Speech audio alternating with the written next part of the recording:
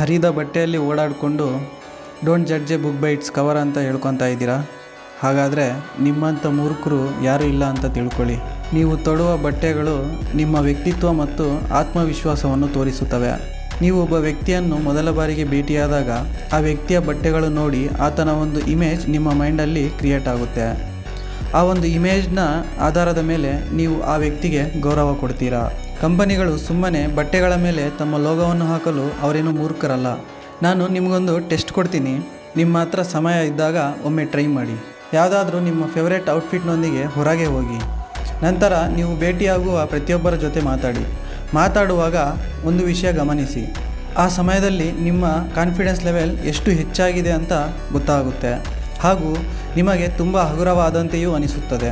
ಯಾರಾದರೂ ಒಬ್ಬ ವ್ಯಕ್ತಿ ಕುರ್ತಾ ಧರಿಸಿ ಹಣೆಯಲ್ಲಿ ತಿಲಕವನ್ನಿಟ್ಟು ನಿಮ್ಮ ಬಳಿ ಬಂದರೆ ಆಗ ಆ ವ್ಯಕ್ತಿಯ ಜೊತೆ ಹೇಗೆ ಮಾತಾಡ್ತೀರಾ?